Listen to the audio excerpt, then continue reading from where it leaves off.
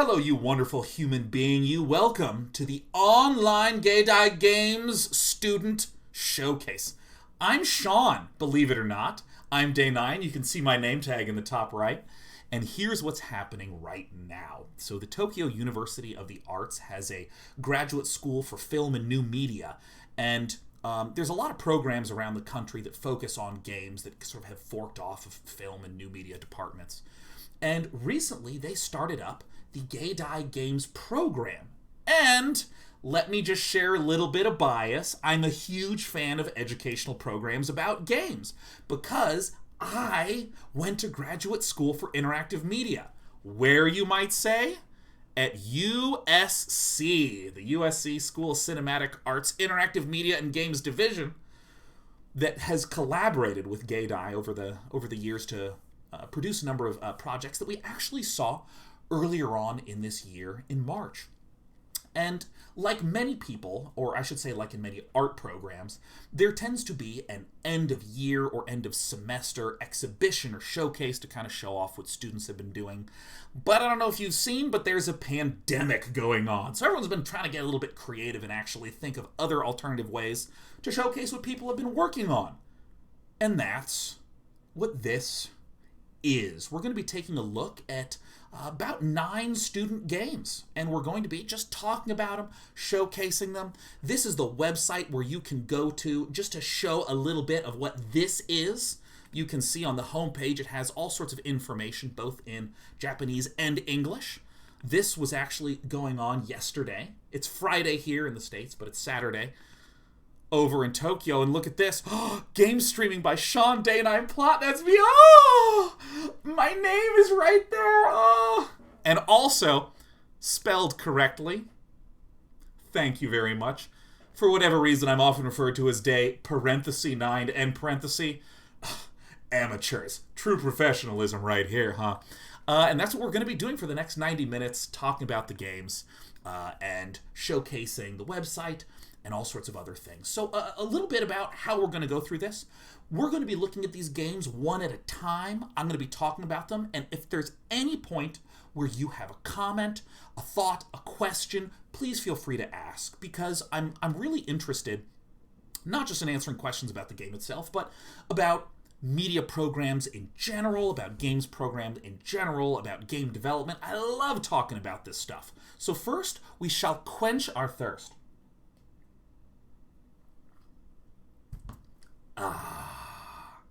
And start checking things out.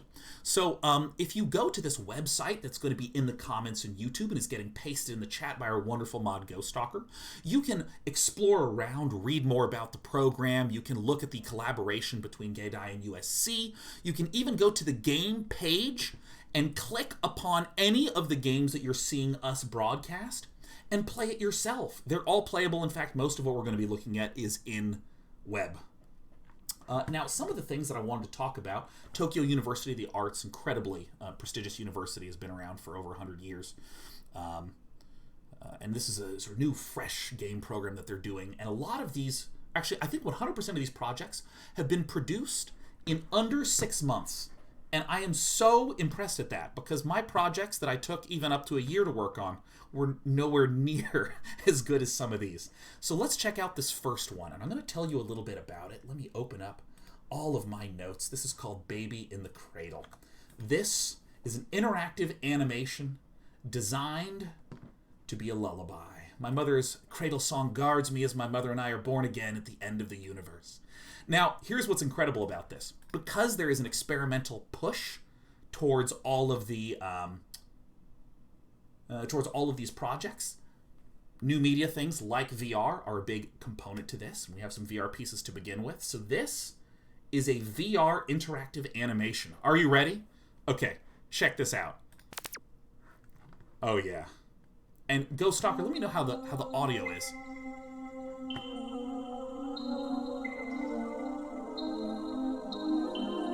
Oh, yes.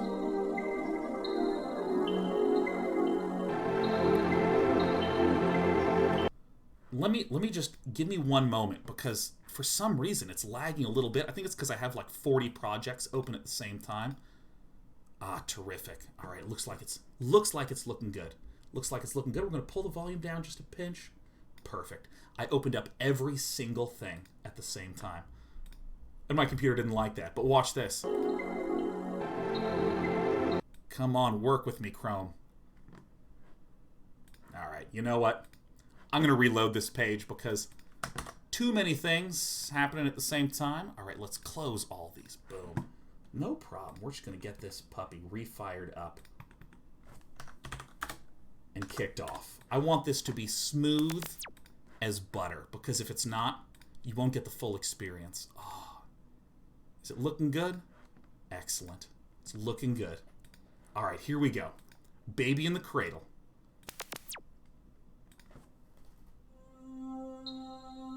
Look at this. You see? Never lose faith in your pal Day 9. Now, here's something that I want to stress. You might be watching this and going, oh, cool. Is this a video animation? What is this little thing up here? This is the 360-degree view of what this is like in VR. Is that not insane? Look at this. Oh, yes. Now, again, if you want to watch this and experience it yourself, you can absolutely do that over on the website that we've linked in the chat. So let's follow around. And if there's anywhere in particular you want me to go, you let me know.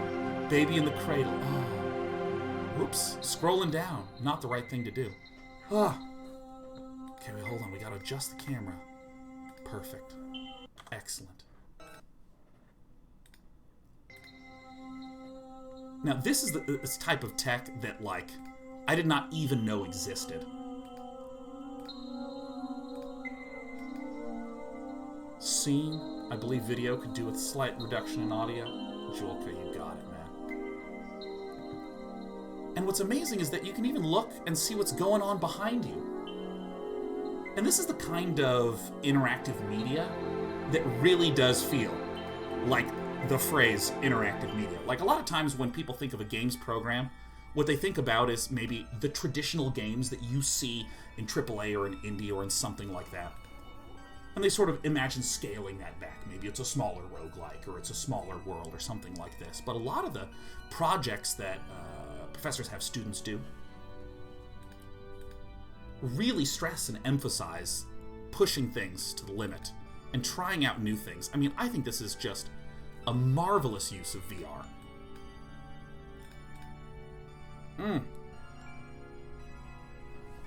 Democratus says I could totally fall asleep to this, right? I feel like the description of it as a lullaby is just right. And I mean, this reminds me a lot of some of those early CG animations, like Beyond the Mind's Eye, where it's just this sort of stunning beauty that you haven't really seen before, but now we're actually just getting to interact and see it in all angles. And once again, I want to stress, this is made for VR. So if you were wearing this with a VR headset, you'd be able to look around at all these different angles. You wouldn't have to kind of WASD control the way through it. Mohan Jodorel says, experiencing this in VR seems like such a great experience. Right? Isn't it just a thing of beauty, man? Don't pause. If you click on the video on YouTube, it pauses it. So if I miss one of these buttons, we have to stop. By the way, for any of you curious, this is a banana for scale. Alright, I'm looking down. I'm going to track the giraffe.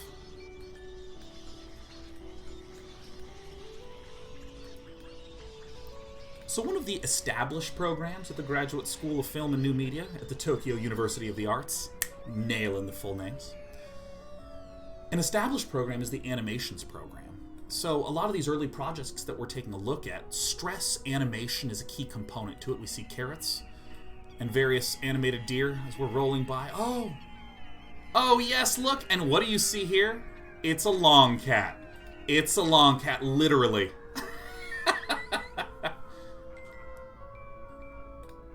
And you know, if any of you have ever watched me broadcast some linear style games, you know, where you can wander around every which way, I tend to just take so much time to just very slowly and very gradually make my way to every little nook and cranny that's going on. And what's kind of interesting about this is like an interactive animation where there's so much stuff going on. There's so many little Easter eggs. Hello. It makes you want to re-go through the same experience again and again and again and kind of like look at it from new angles. You know, like whenever there's a really complex scene in the movie, you want to like re-watch it and just zoom in on one particular angle.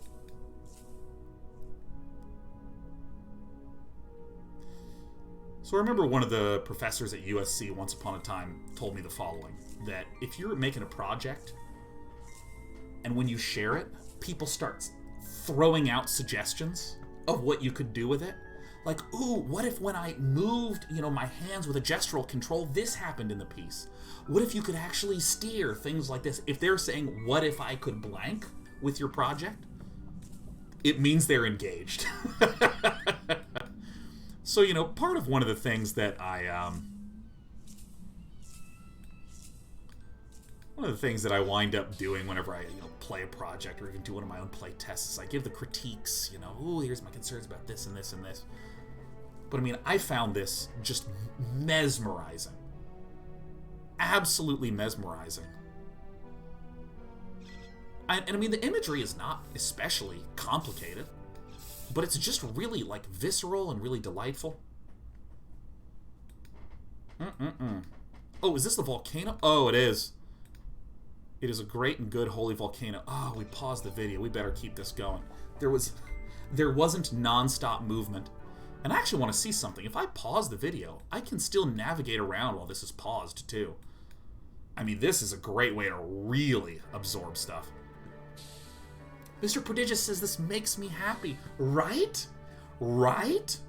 When we think games as consumers who are, drowned with advertisements and various suggestions from friends and party invite groups and all this, it's so easy to start to hone in on what you sort of unconsciously decided the definition of a game was, or the definition of an interactive experience was. Like, I'm very, very, very, very goals-oriented. I'm a very competitive player with a lot of my games.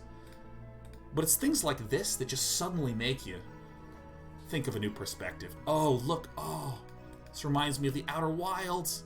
Uh-oh, is the black hole coming for me too? You know what? It's the most cheerful black hole ever. Let's let it happen. There it is. It's just a mermaid. Oh. The happy faces, you love to see it. You love to see it.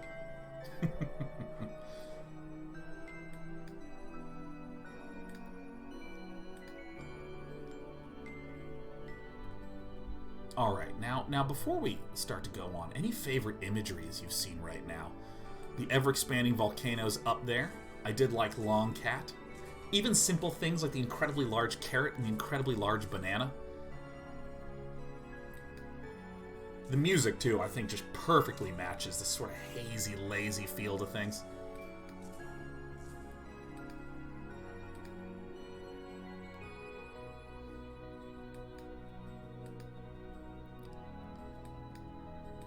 And as a general note, I will state that if you are at all interested in this kind of project, a lot of student showcases from a lot of different games universities share their student projects. A lot of them are super experimental in nature, like this.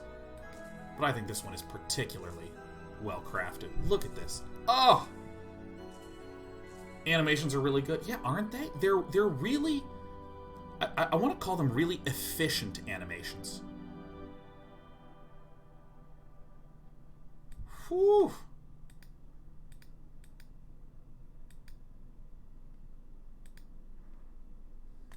Isn't that incredible? Isn't that just marvelous? There's a couple things that I even want to talk about with respect to this. Also, we're opening everything up right now. We're re-getting back all of the tabs we had to close because of the memory leak. But for VR in particular, Gosh, I'm really guilty of this. You know, when I think of VR, I think, well, that game I just played, how do I actually get that translated to VR? It's a kind of different exercise to say, what is VR actually useful for, good for? What makes it function properly? And I think this is one of the cleverest things, the idea of a sort of interactive piece where things are happening all around you, a full 360-degree animation. Excellent. All right. Well, let's see here. Mohenjordal says, is the game a play on a baby's mobile hanging above the cradle? Actually, I want to read this out loud because this was one of the things that was included in this. This is a VR piece designed to be played while sitting on a hammock.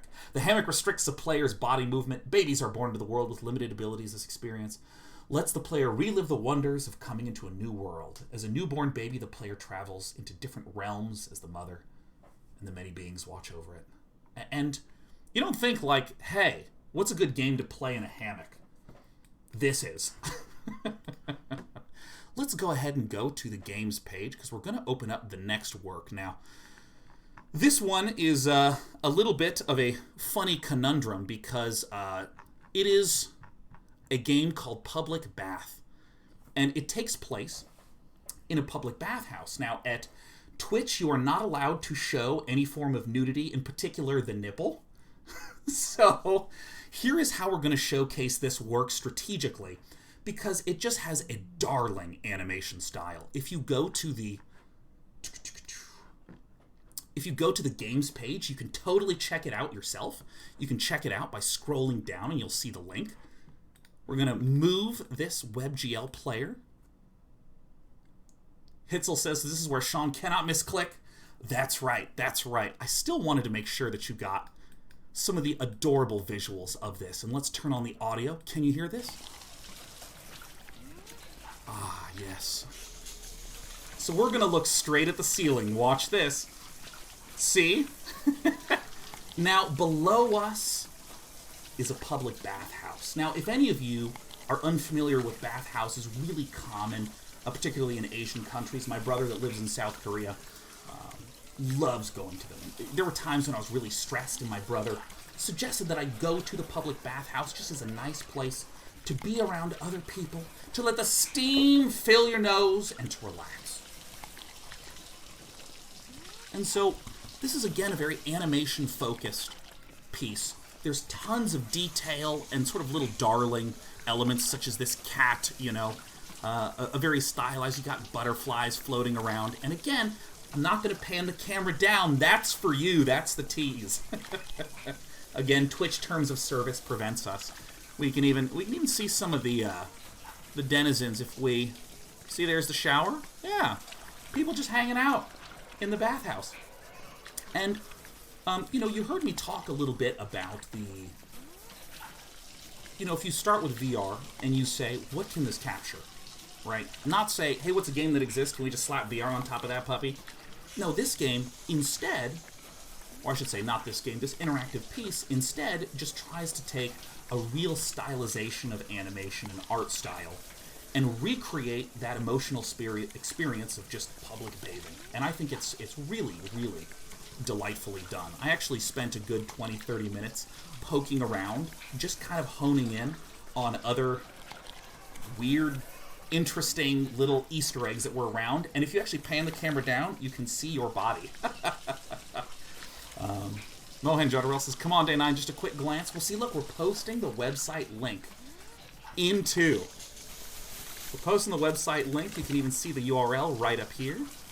You can see all the little subtle animations of the steam and the sound and the people. And I like this little kitty up here and the single light that's above. All right. I'm going to move on to our next project.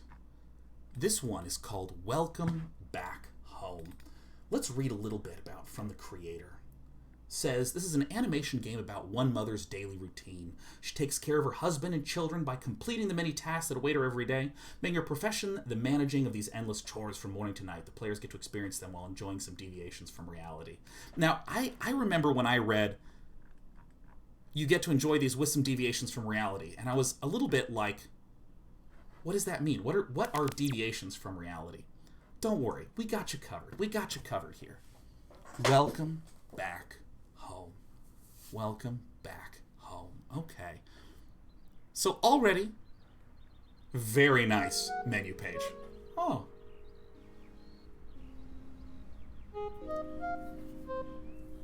Now, one of the things that I really appreciate about this piece in particular, when it comes to a lot of student projects compared to like fully released products and whatnot,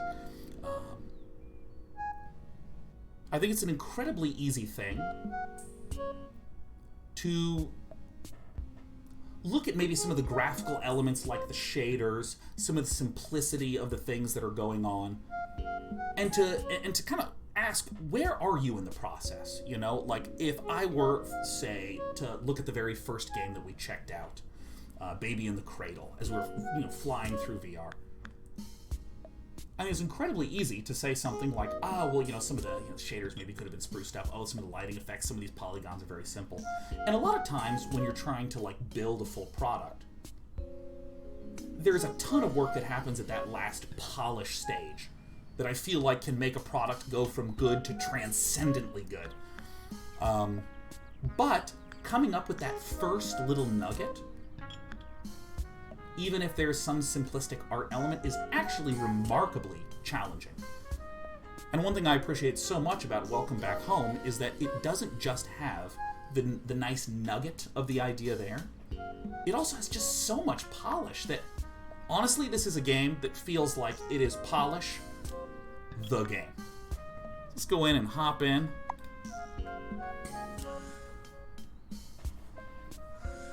I think I'm a fan of hand-drawn animations. Wait, there's no instructions. What do we do? Oh my gosh, the mama house is asleep. What happens if we place the school? Oh, the mother stressed about her child at school. Oh. What about vegetables? Yeah, all the vegetables napping with us together. What's the next one we do, huh? Should we take a shower? Should we take a shower like this?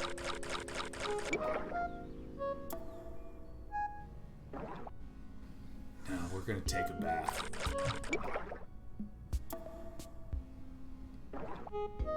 I'm literally gonna do every single one. All right. What about the backpack? What? It just doesn't understand why I'm doing this.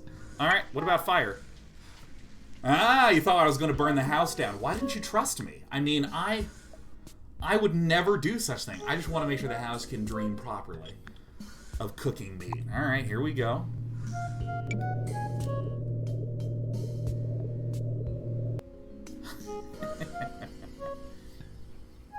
All right. Is it time to wake her up? I think so.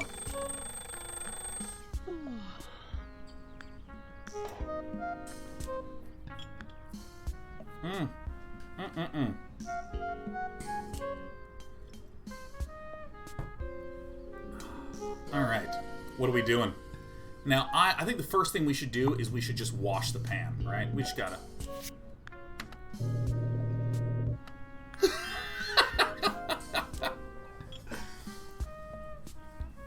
Once upon a time, someone said to me that one of the best ways to succeed in some particular field is to use a whole bunch of ideas from another field.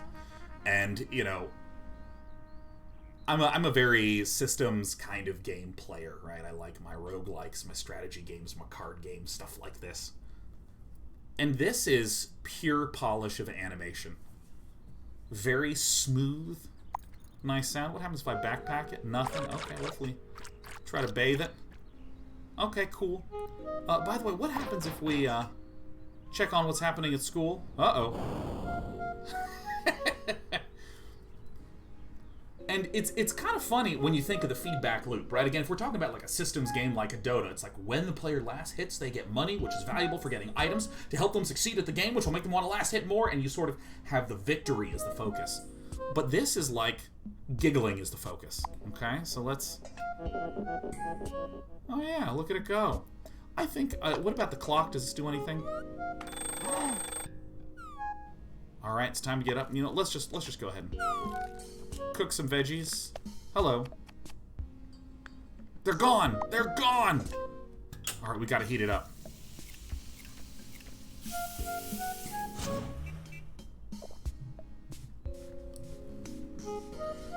Now, it's kind of one of these funny things where this is as far as I have played in the game.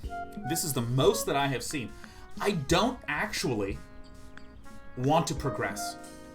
You know what I mean? I want to see everything that happens. So, okay. What do you think is what lets us progress? All right, is it time to go to school? Uh-oh, I'm sorry, Mama House. Oh, we're stitching up the backpack.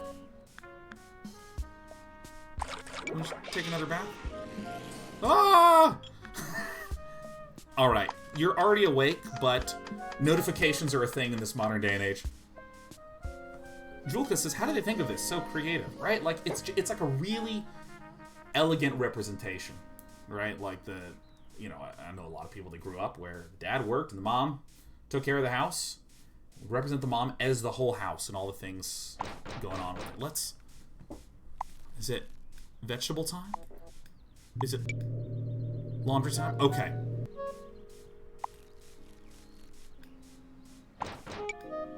Ah, here we go. We gotta go pick up the kiddo from school. Nice. Uh-oh. Why does the Mama House have trees for hand? J. Ryan Taylor? Because it's beautiful. Alright, how do you think I progress? How do you think we progress here? Okay, so this is not it. Well, we got the kiddo from home. Maybe we stitch up the backpack now? So the kid came home, we stitch up the backpack. Do we go to the school now? Or do we just keep bringing kids? Alright, nice. Time to cook the food for the kiddos. Oh! Antonio Husbandero has returned. J. Ranto says, oh my god, 3 kids. I fully trust that this is not just random children coming back to this house. Alright, so, really sweet, right? At the end of the day, the sun sets. Mom keeps cleaning. Shoutouts to all moms. Shoutouts to moms, yes. I mean, this entire game experience was very swift, very quick. And I do strongly feel like, well, you know how we have the 30-day projects coming up in, a few weeks. And one of the things that we stress so much with 30-day projects is you want to bite off a tiny, tiny, tiny chunk that you can chew and nail that. Again, the average gamer bear can say things like, I want to make an MMO that is the size of EVE Online, and I'm going to start by myself. And it's like, oh yeah, no, that's not going to, you're not going to make very far on that one. Whereas if you choose something that is very small and tiny and intimate in scale, and then you just polish the heck out of it, that's what this kind of piece is. It's like polish as gameplay, I'd almost say. So we're now going to take our first little intermission while we're loading up our next particular game here. This next one is called Rolling version 2.0. And I would love any sort of questions that some of you guys have about some of the projects that we've seen thus far, or about, say, games programs or media programs and so on and so forth. Any and all would be more than welcome. I'll take one of the questions that was asked earlier that I think is... Whoops. I clicked on the wrong video. Perfect. I think this is it. Excellent. Let's F11 this. So, Julka says, I just keep remembering that all these were made within 6 months and I can't get over it. I mean, it's just stunning. Yeah, I mean, it's just an incredible achievement, I think, to have made this in such a short period of time. Again, we're looking at some of the first-year works right now. First year, amazingly. First year. I made nothing of value until my second year. I think I may have told some of you I like this story. I'm gonna tell it again. That when I first got to USC, which again has some partner projects that we'll be checking out in a moment. When I got to my first year at USC, one of the very first things you're told is in your first game design course, you're going to make board games, right? Make board games. Because it requires no art assets, it requires no programming, it requires no audio. It's just the design of the thing. And one of the great first lessons from Tracy Fullerton, who totally kicks ass, who said, okay, take this game up the river. Where it's a game where you're fish, you're trying to swim up the river, and each turn the river keeps pushing you back until there's a waterfall at the end. And if you go off the waterfall, you're gone, you know. Take this game and do a variation of it. Make it, 80% this game, and redo, and do your version of it. Which I think is a great way to get started creatively, right? Because if you're writing music, you don't want to try to compose your first smash hit album, right? You want to try to just maybe do a variation on a song that you like to get used to the compositional process.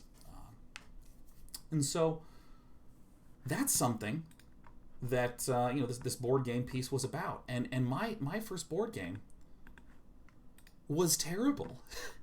In fact, it was set up in such a complex way that it was so hard to understand how to succeed and move forward that 100% of people that played it lost. Like, literally nobody won. Everybody freaking lost.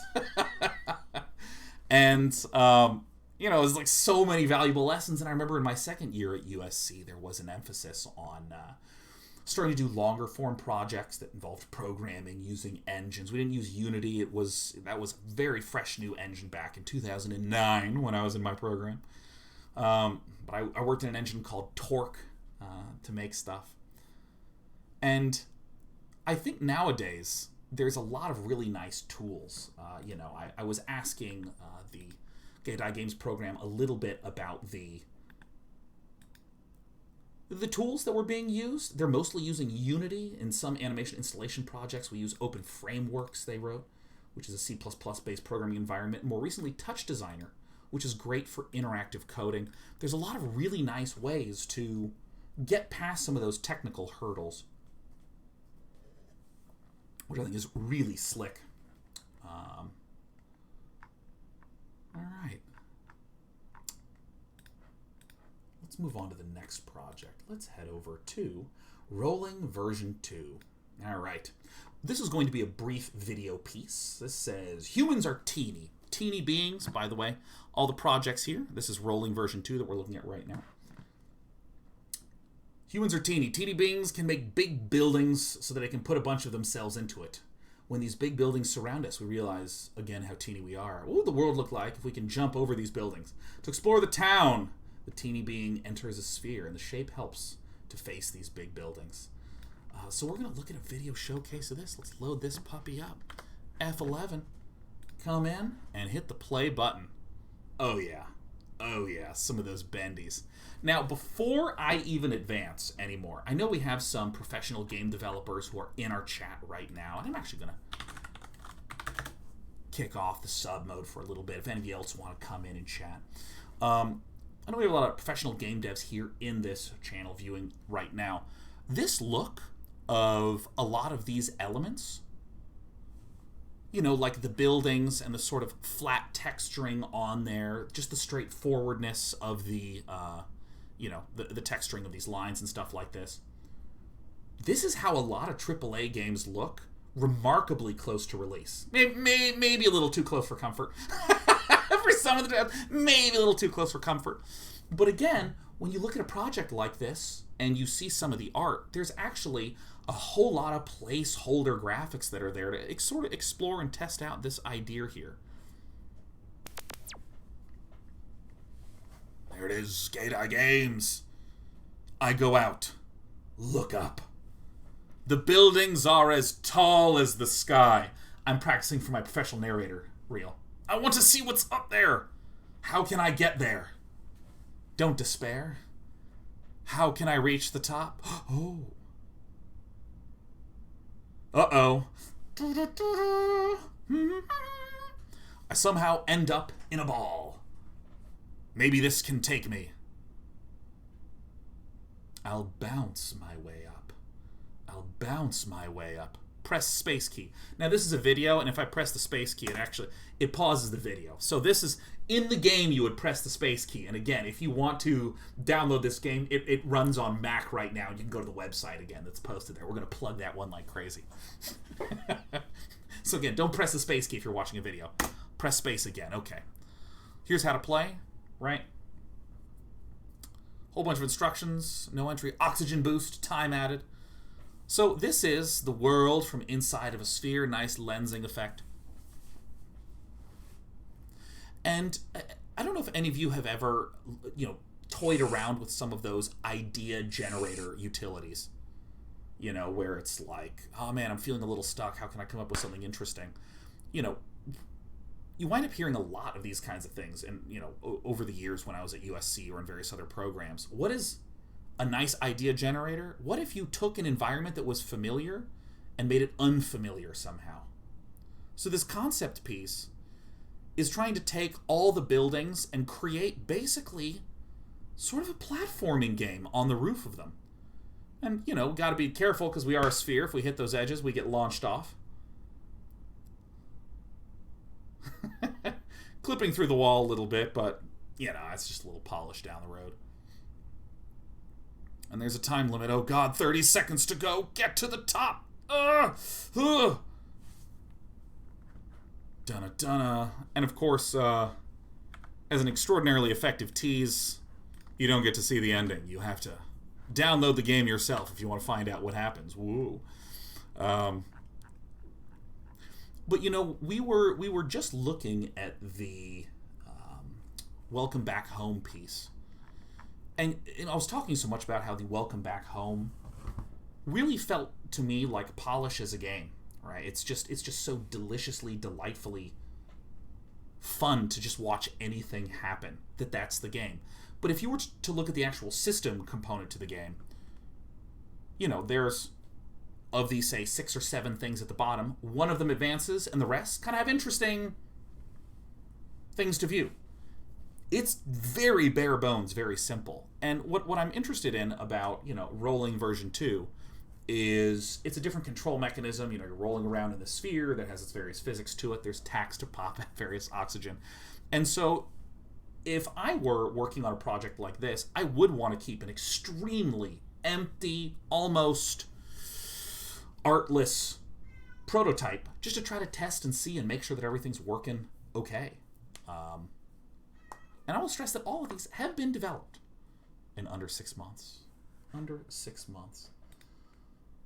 Now we're going to be checking out some of the projects that were done in collaboration between USC and the GEIDAI Games Program. Let's see here. Ah, yes. Arigato Ningen-san.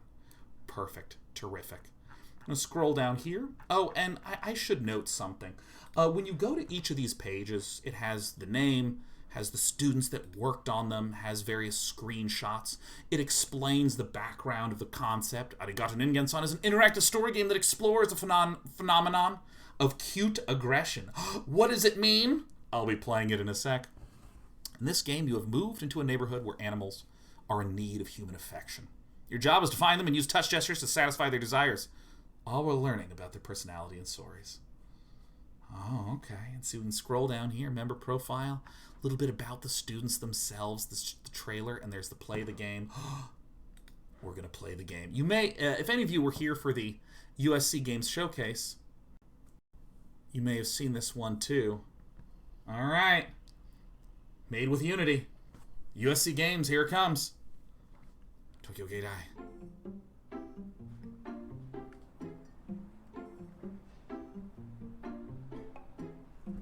I'm just gonna... Let's just zoom in a little bit.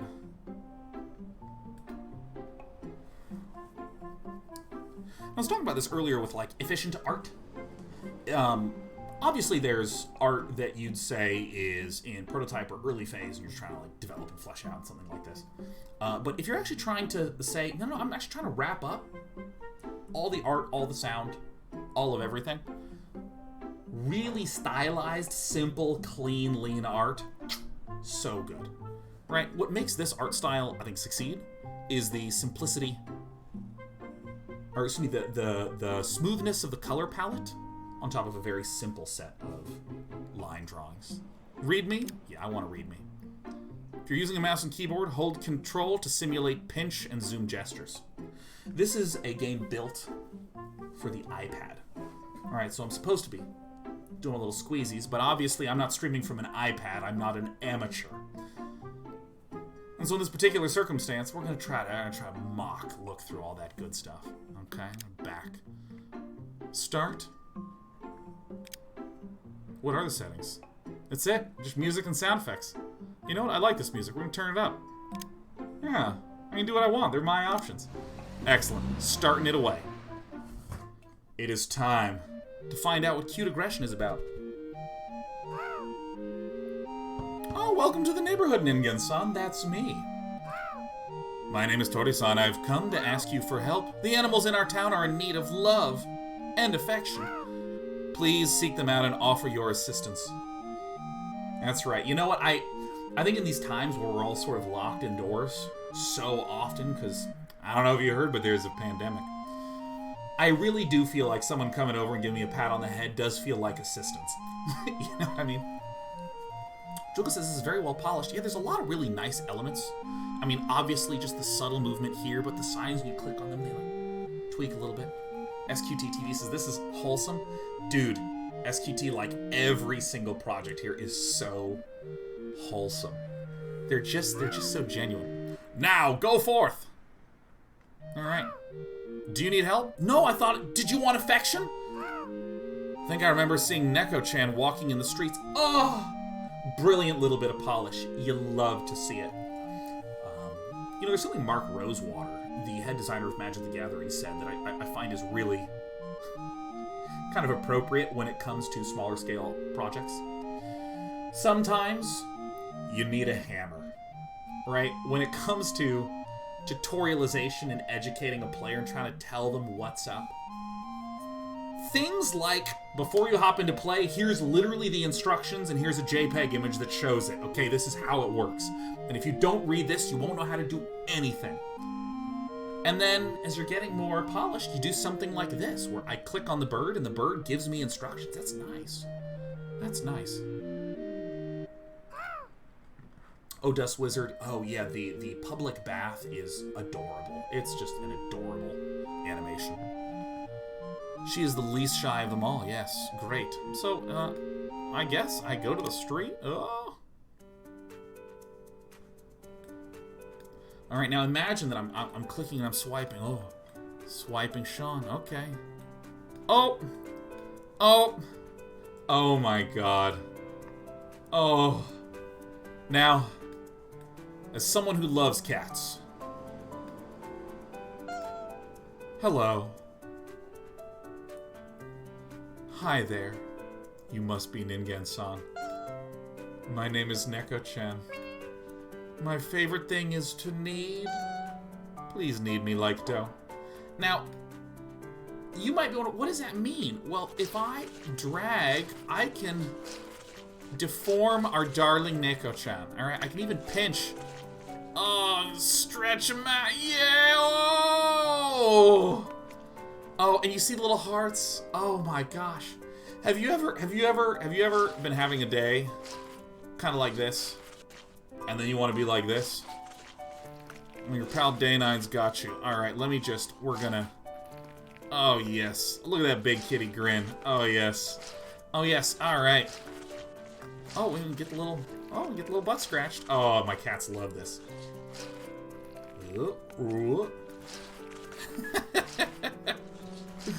Oh, yeah.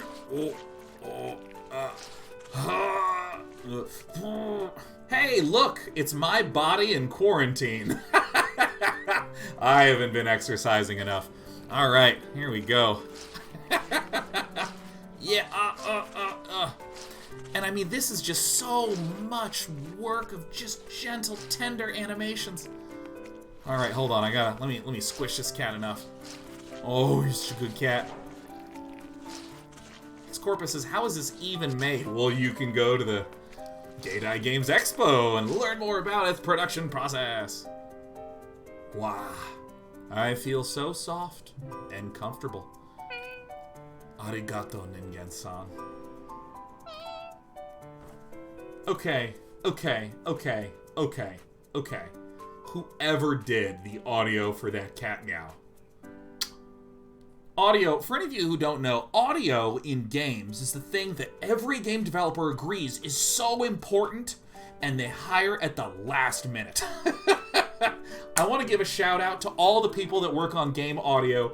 Thank you for your absolute, resolute wills in the face of tight deadlines. You're all amazing. And that Mew, we gotta give a nod to the Mew. Alright.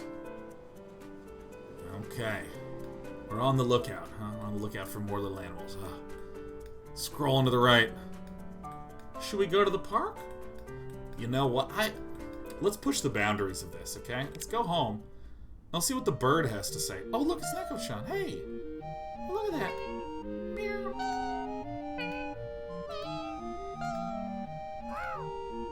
Do you need help? I think Hebi-san and Usagi-san live in the park. They both like to keep to themselves. Not for long, little animals. Here I come. Alright. Go to the park.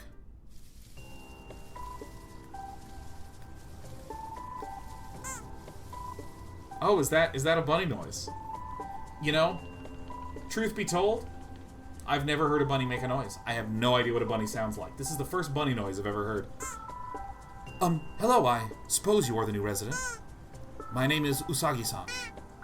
I want to be rolled and squeezed like a stress ball.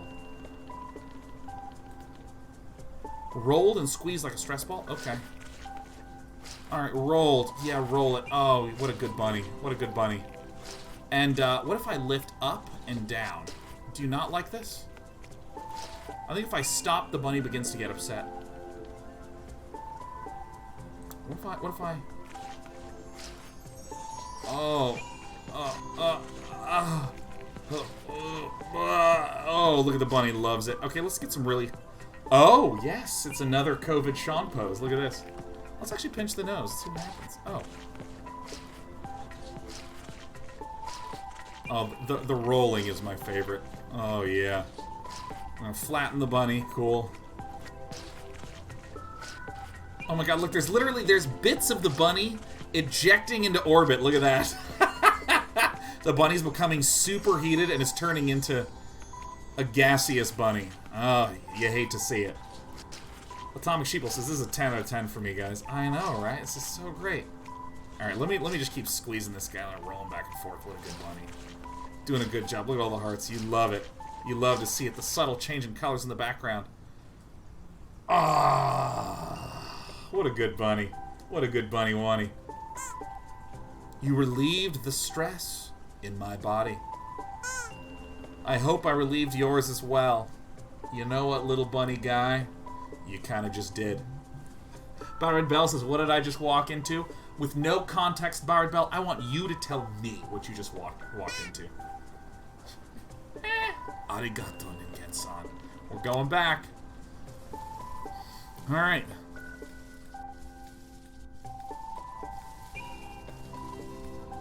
Alright. Uh-oh. Is it in the bush? No. Is it in this bush? Oh! Snake! Oh my gosh! I found the snake! Oh, hi there. My name is Hebi-san. Oh, with extra S's, if you could please release the knots in my body. Alright. You're grounded! Happy birthday to the ground! Oh, yeah. Ooh, yeah, alright. This is so pleasing. Oh, yes. Did you lose or win? No, we got the W for sure. Can you spell any letters? I right now, I have this. I can pull the tail back like that. I can tug on this side and flatten him. Alright, let's just get the knots out of this little snaky wakey. Ah, yes. Give essence. Yeah, Y-M-C-A.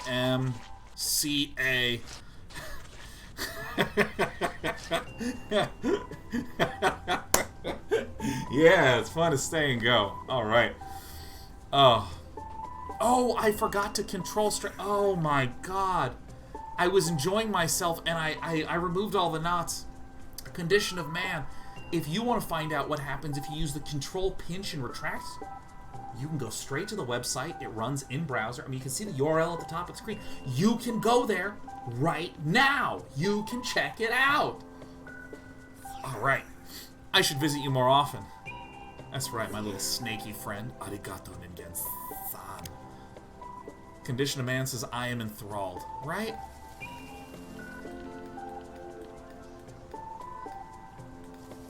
Alright. You know what? It's time to head into the city. Oh! Oh! Oh! Oh! We're gonna save the dog for last. Oh, man. You ever have a week where you just wake up and feel like a squirrel on a balcony in the city? My name is Risu-chan. I always eat too much.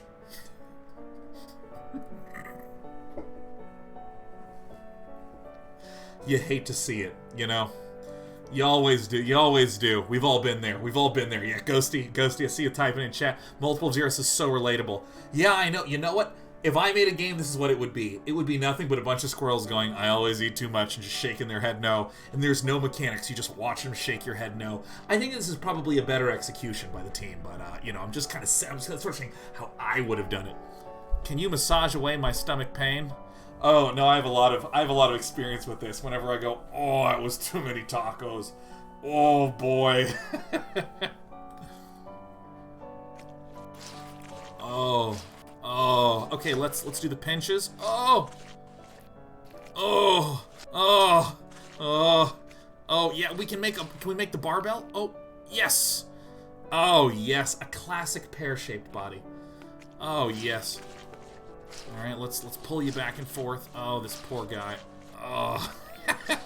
This is so awesome. Oh, look at his little butt, it's smushing out. Oh! Oh!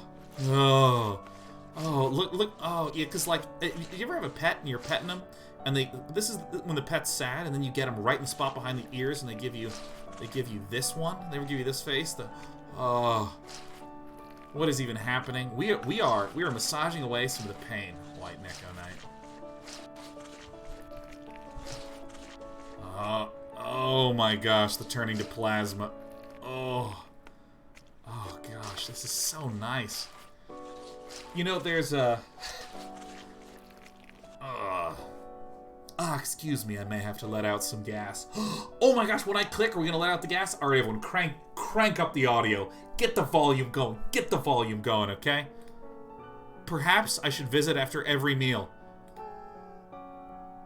It's not... Little guy's not passing any gas. He's just going... That's it. Alright, I'm sorry. Turn it back down. Turn it back down. I'm sorry. I misled you. Alright, who's ready for a good dog? Oh.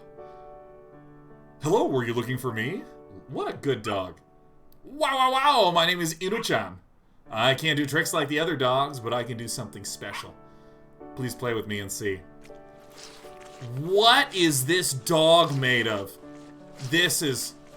Whoa! Oh, it can become like a cow dog. Oh, yeah. You love it. You love to see it. Dude, this and this. This is like Clayface from Batman level stretch. This is it. This is the it dog. Cradle says, my friend has a Shiba Inu. I can confirm they are 100% this stretchy in every way. Yes, what a good dog. Yeah, I'm gonna give him some of the good squeegees. Let's get the dumbbell. There's a pose in here that wow, that was fun. No one played with me like that before. You're my favorite play pal. Arigato ningen-san. Alright. Uh-oh. We going home? Look at this. You did it! I never thought we would all be reunited like this again. Thank you for all your hard work.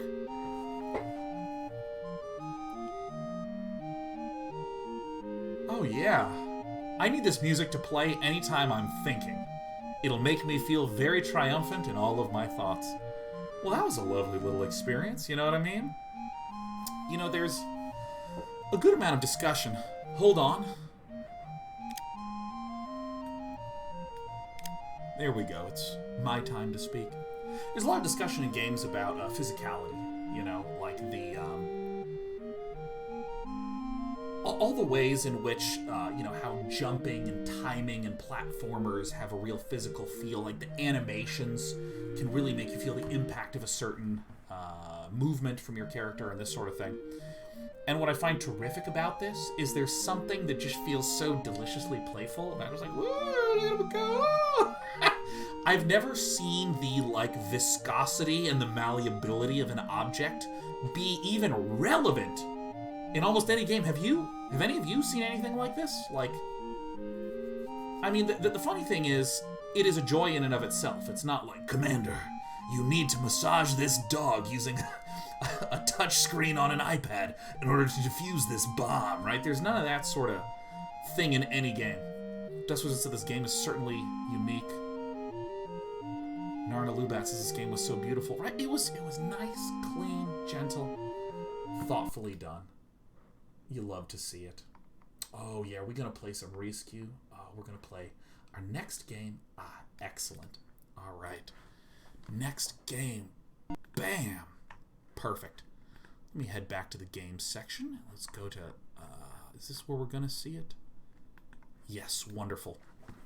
So this is going to take me just an extra 30 seconds or so to set up, but if you go to home and you go to GEIDAI Cross USC, the collaboration, we just looked at Arigato Ningen-san right here.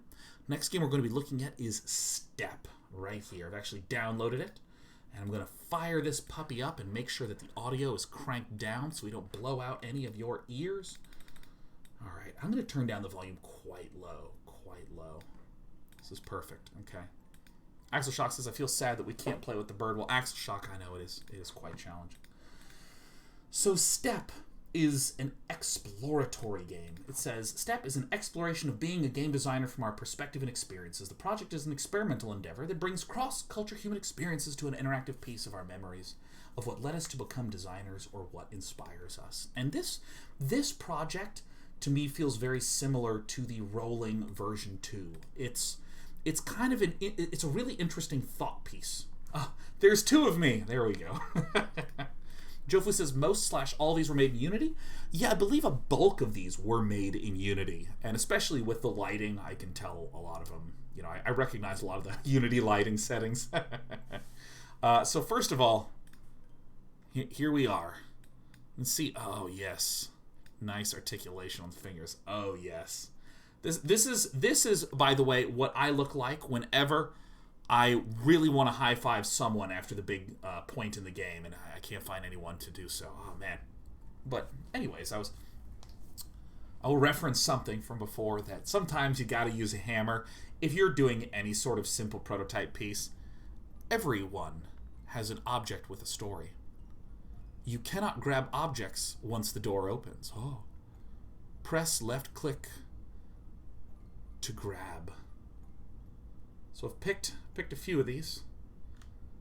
I can't remember. You know, does this object have a story? Does this object, if you get close enough to it, it glows? Oh yeah. Oh yeah. Oh, you like that Fresnel shader there? Oh yeah. Oh yeah. Now we have this door here. Can I do anything with this? No, it doesn't seem to open. Oh gosh. Well, how does it even work? Huh? Well, Now, as someone who is a big fan of Antechamber, let's do 3 objects. All right. Does this? If I pick up this object, whoops! Come on, give it to me. Come with me. Oh, a portal has appeared. Oh.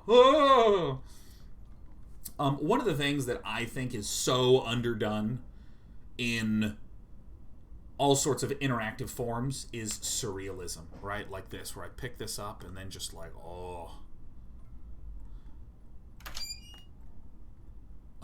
what? It's opened. Oh. I like that the hand stays open. So, what is it? What? What is this door doing open? Alright, hold on. I need to hit my buttons.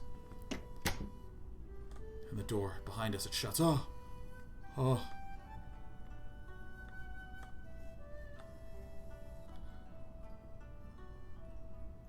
Ah, yes. Oh, what was that? What happened behind us? It's gone. Oh.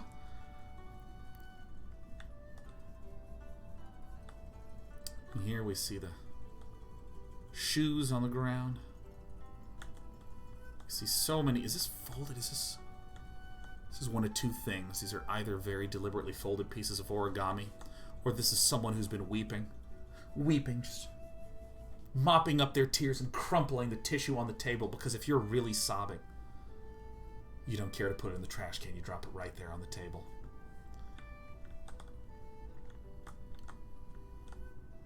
Boxes packed away. Did someone just move in? Did someone just move out? Oof. Painful view out the window, but a mere wall. And let's go up this... What's up here? Open up. Oh my god. Open up, please. Let me through. And we're back. Oh. And you know, I really like this sort of sentence that just kind of makes you think. Like, everyone has an object with a story. Like, you know, for instance, I think many of you know the story of this very famous object in my room, right? There's objects that are just functional, right? There's the chair that you sit in because you use the chair to sit in. But then there's a stuffed animal, which for any of you who saw my playthrough of Amnesia, oh yeah, this little buddy kept me company when I was shrieking at the top of my lungs. And it's kind of an interesting idea, not just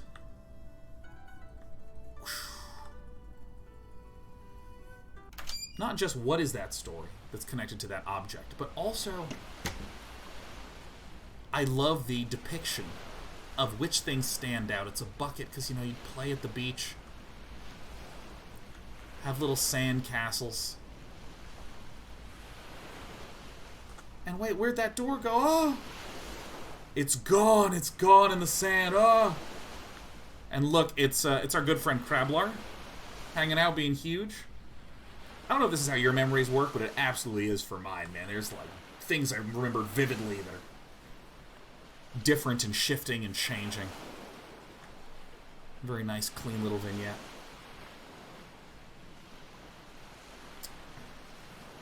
And I really like the sort of surrealist exploration type aspects. Look at this egg. Look at the size of this egg. Look at this. Ah, I will crush every sandcastle. Yeah. Alright, heading back up. Wonder where the door leads. You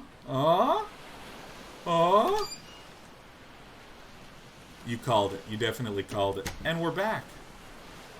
Cannot grab objects once the door opens. I think this is the last one that I want to take a look at. Yeah, I want to do a big 3. Chunk of Funk says, hey, wait a minute, isn't this just PT? This is PT if it were relaxing instead of horrifying.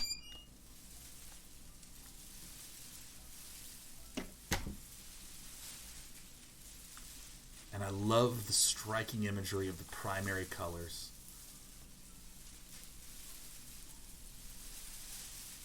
Looks really nice. And look, here, there it is. There's the plant. What up? What up? Can I pick this up? Can I just, like, throw this over here? Yeah. I really love when spaces have, like, a surrealism to them, right? And, like, again, really, really simple objects, right? This is not an extremely complex tree, right? You can actually just see the faces of the polygon there. This is like one continuous color with essentially limited shading on it. I mean, there's some changes in the hue from the shadows these leaves are casting. But it's the arrangement of it that feels really, really nice. It's the arrangement of the colors that really slaps. Alright, we're just going to turn this corner. Oh. Let me in.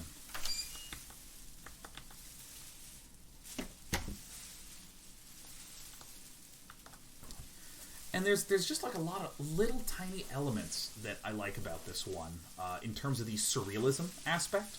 You know, the fact that you walk upstairs only. They didn't have to do that. They could have made it. Audio glitch, says Potato Elemental. There shouldn't be. You should be hearing the rustling of trees, though. You should be hearing the rustling of trees. If you're hearing the rustling of trees, then everything is working perfectly. If you're hearing my voice, I apologize for that. But you're supposed to hear my voice here at this channel. Anyways. You don't have to make the stairwells go up. You just make it flat. But it's just like a nice little bit. It's a nice little touch. You don't have to make the sizes of these various objects so extreme. But it's just a little bit striking. It's a little striking, you know. And, you know, there's obvious bits of polish that could exist, such as this hand is completely and totally still and whatnot. You know, or various other elements to the graphics components. But this is very similar to Rolling Version 2. This kind of communicates an idea. The companies go, ooh. It's the kind of prototype that I don't say to myself, like, it really needs X or Y or Z. I just go, ooh, you know, what if you added these kinds of things? It's nice. All right, let's go to this is one of our more traditional games we're going to be looking at. When I say traditional games, I mean like a gamey sort of game. We got the chance to see this one before, and I'm going to navigate to it in my downloads. Here we go. Rescue on Windows PC. For Windows, here we go. Okay, let me see if I do this nicely. Oh. Before we go in there, we have some questions. And by the way, again, if any of you have any questions about game development or educational programs or so on, or the GEIDAI program, even though I didn't attend it, but I do know information about it. What do you think about games that take well-known game concepts like Agar.io and turn them to multiplayer, competitive or cooperative experiences? Is there value to them? Oh, yeah. I mean, I think that one of the really cool parts about games is people taking an idea from this game and an idea from this game and kind of merging them together. You know, like if you take Monster Train is a game we played here recently that took ideas from rogue building games like, not rogue building games, deck building games like Slay the Spire, and then took ideas from turn-based combat and kind of mushed them together.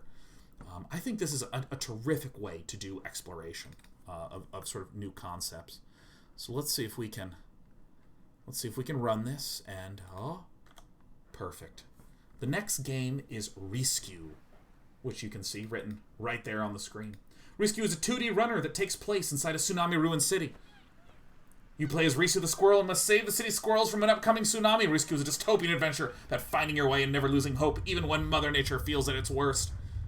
Oh no, there's us. We're the red squirrel. And we ate too much. We just need you to massage the stomach a little bit. Dun dun dun dun dun. Bum ba dum bum bum ba dum bum bum bum. Going to town. Oh no, our little buddies. Oh, it's so horrifying. But it's okay. We're here to rescue everybody. I know. Look at this. Oh, watch this. Oh.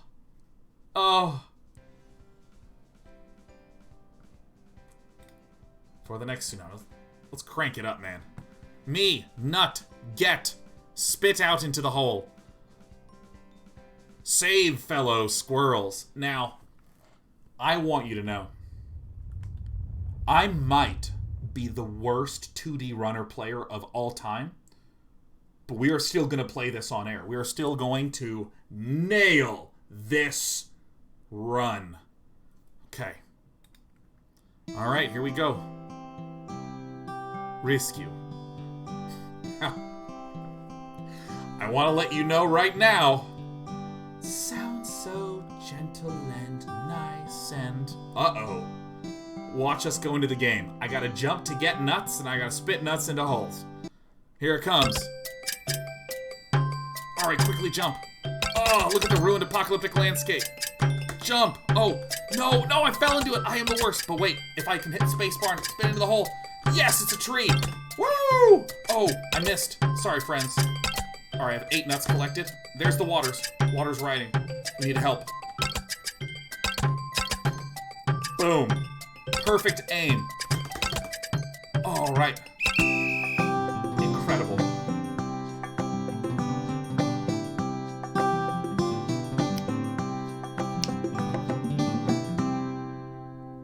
Yeah.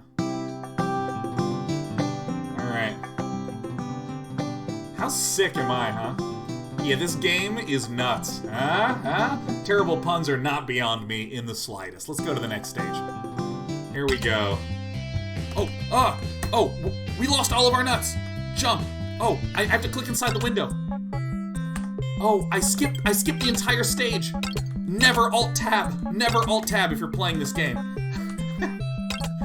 Alright, I skipped the stage.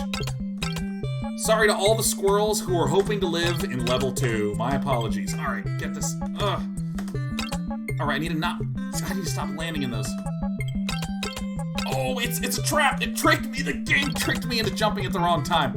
Oh, I'm so bad. All the squirrels are appalled at my miserable aim. Oh, okay.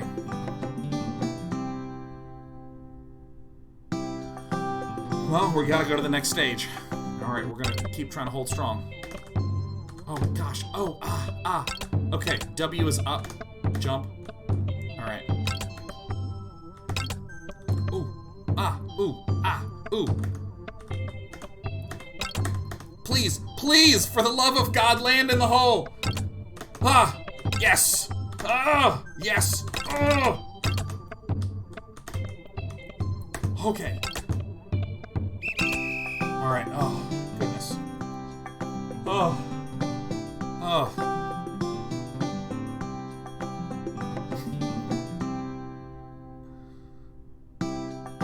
Now, we can play again from the beginning. And I want to do better, at least on the first stage. Okay. Alright, I might be horrible at this. Okay, so far so good. I'm so embarrassed, I'm so ashamed. I'm so ashamed, man. Everyone in the GEIDAI programs are just, their cheeks are red watching me try to save the squirrels. Sorry, squirrels. Oh, I'm nailing this segment, though. Spoke too soon. Okay. Oh, God. Oh, no. Alright. We're gonna pretend that I absolutely have 100% batting average. Let me just navigate to the page again. I will stress to all of you fine human beings, okay? You can go to the rescue page, download it, right? There it is. You play the game right there. You too can play this game, but keep in mind, it's harder than it looks. And one of the things that I was completely incapable of speaking to as we were going through the back, one that I was completely incapable of performing during that entire process, was the fact that if you look at the background detail in the art, it's actually really high fidelity, particularly in that second level that I skipped right past. There's even a billboard with a squirrel in the marketing. And that's the attention to detail we like. For me, I will say some of the placement of the nuts was absolutely cruel. It was brutally, savagely cruel. I would try to jump and I would land perfectly in one of the holes and just be sitting there and feeling so embarrassed. Oh, that's okay, you know me. I like anything that is the Dark Souls of its genre. I think that that's the type of game that if I were going to be working on even more, there's a lot of different ways to expand upon the 2D runner genre, right? You can make it like way crazy longer levels, have different obstacles, different controls, all sorts of that. Or all of that sort of stuff. And I think that it's highly underrated. I mean, we've been talking about this earlier on in the broadcast. I think it's very underrated creatively to just take an idea that's there and to do your version of it, because even if when you're playing it, there's a lot of familiarity to it, you learn a ton, and for your particular game, you can see ways that you, in particular, want to actually grow through it. Astro Spuds, it seemed a bit hard to tell where the actual ground was on some levels, but I imagine it's easier to follow while playing it. Yeah, it's way easier to follow while playing it. Astro Spuds says the art was phenomenal. Yeah. And this is something that I was talking about earlier as well. Hold on, I need to I need to hydrate myself.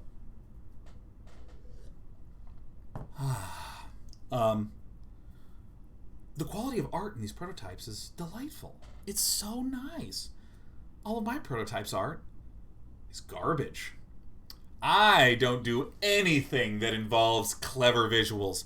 I want to have a red thing and a blue thing. And this red is like 25500 red, man.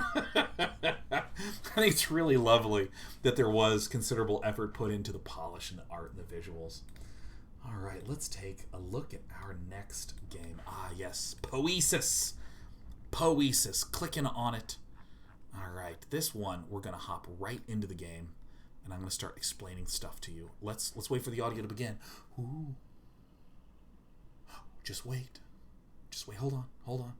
It's loading. Poesis. Made with unity.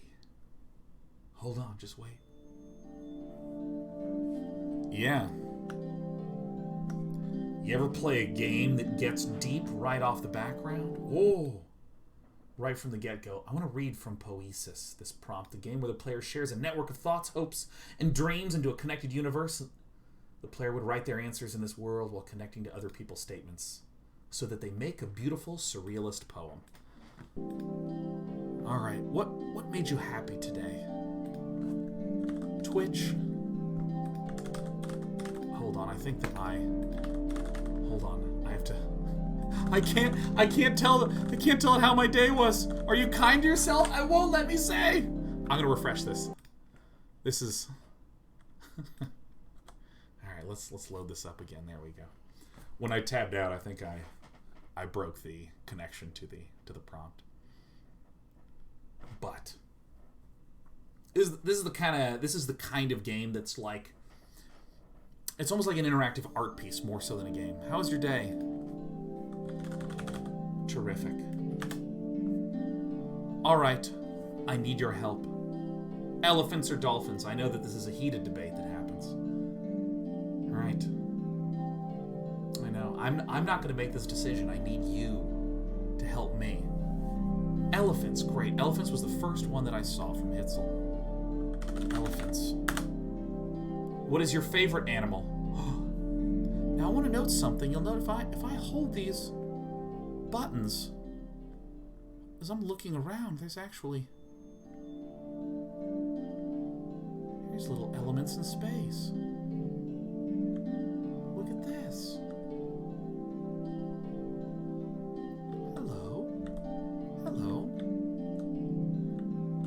Now we're going to start answering a lot of things. Favorite animal? Cats. Now, when I first started to play this, cat. Or let me just put cat. How about that? Oh! What's that? I typed in cat. And look at that. Did it just create a cat in outer space for me? Did it just create an outer space crab? Look at this in this constellation. Oh! What did you have for breakfast? Well, I'm a tough guy. I had a protein shake, huh? Yeah? How do you think these biceps grew themselves, huh? Elephants or dolphins? You know. This again, I'm going to say elephant, right? We like the elephant. Oh! Yeah, look at this. Oh, yeah, we got some elephant. Now, here's something. This will blow your mind a little bit, okay? You know, let me actually just type dolphin for this. That's not... There's no such thing as a dolphin. Dolphin. Oh. Are you taking care of yourself? Nope. Are you kind to yourself? Help. Help me. Actually, what if I type help? Okay. Now, elephants or dolphin? You know, let me do cat. Let me print out another cat there. What do you look like? Probably a potato, I think. Let's get more dolphins. Okay? What are your dreams? Help me out here. What are your dreams? What are your dreams? Potato again. This is great. Now, see, Dithnos says, I have no idea what's happening. Don't worry, I got you covered, Dithnos. I don't have you. You know what? Happiness. How about that? Now, here's what I'm going to do. I'm going to start holding the back button. And as I start holding the back button, we start traveling backwards. We start to see all these shapes emerge in space. And as we hover around some of these stars and these locations, will pop up based upon what our answers have been. If you start playing this for a while, and you start just populating the entire world with all these sorts of answers, what do you look like? What if I just said I look like a goat? Boom, there's a goat right there. You love to see it. Is this a Sean potato? This could be. Yeah, look. Right here. Look, this is terrific. See when I hover? Terrific.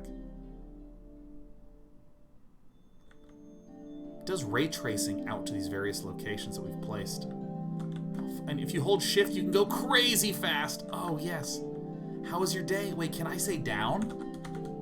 My day was down. Elephants or dolphins? This game really wants me to make dolphins. I'm not going to do it. Ah! Okay. What are your dreams? Let's see. What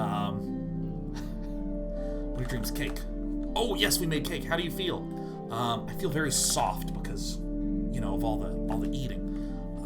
Elephants or dolphins? Definitely dolphins this time. How do you feel? I feel good.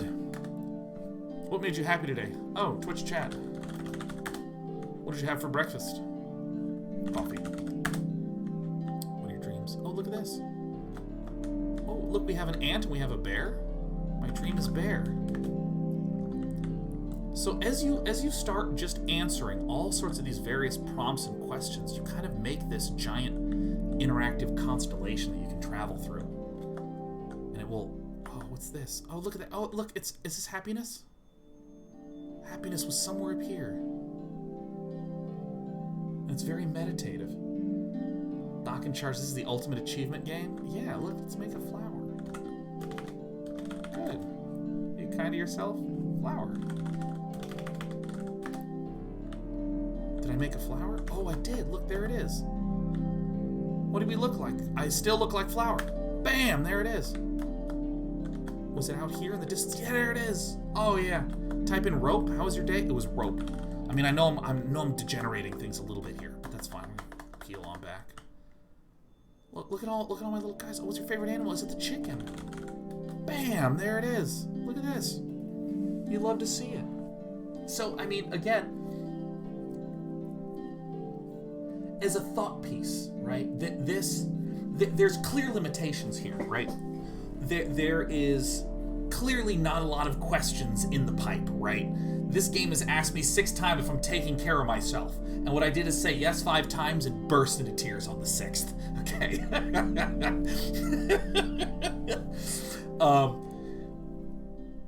But there's something really magical when you're not entirely sure when an object will pop up. Like, let's type any animal that we haven't seen yet. What about fish? Oh, there's a fish! Right, like that is something that I love so much, right? This is like in the Mario, you hit down and you just get slurped right into the pipe, right? What are your dreams? Crab. Crab? Crab? Okay, it looks like there's no crabs. No crabs at all. What about penguin? And, you know, there's some glitches when it comes to how the ray tracing works. You know, like right up here, there's happiness is somewhere up here. Maybe. I can see it as more. Yeah, look, this up here. Good cat. There's a protein shake somewhere up in the... Look, there's potato, right? Up there is a cosmic potato. There's something really magical about typing something in, and seeing it pop up on the screen. I think that one of the... Well, I mean, obviously, I am a game streamer. I stream games. I talk about games. I work on games. And if you ever want to have a conversation with me, bring up games. But things like this that are interactive, navigable spaces, I think are just beautiful. I think they're just really sort of mesmerizing in a way that, I mean, it sort of goes against a lot of the hardcore system structure of like, welcome to this board game, here's how the pieces move, you have money and you can spend $4 a turn, it refreshes at the end, and you get to kind of see some interesting interactions from that. But with this, where like there's the surprise of like zooming back and like seeing all of space come into focus and seeing all these objects that are around. Oh, I mean, I like that. That's so cool. And I think that especially as technology with VR and hell, this is just running in WebGL, which is amazing. As that technology becomes easier to do, I think that there's just like a lot of room for people to decorate out these types of spaces. I mean, there's already been really interesting experiments, or even more straightforward things like in Minecraft, people like to build and influence the landscape around them. But the fact that this is done in a mysterious way, I think, is super, super tight. That was Poesis. And it looks like we have one more game that we're going to be showcasing. It's currently 11:26 in Tokyo. Hello, GEIDAI Games Program students. I hope you're enjoying my playthroughing as I populate space with all kinds of potatoes and bears. This has been such a treat to be heading through, and we have one more project to look at. Number 2 Ice Cream Shop. Let's take a peek at it. Number 2, yeah, there it is. Bam! And we're going to load up the game down here in a second. Kapow! Number 2 Ice Cream Shop. Alright. Uh-oh. It's already kind of cute. Here we go. Run game. Alright, it's loading up. Cystic says, I'm in Tokyo but not part of this school. Hello. Hey, Cystic, welcome. Terrific to see it. Alright, here we go. Here it is. Wow! Don't miss you. Oh my god. Ooh. Oh yeah. And by the way, big shout out to the Thornton School of Music at USC.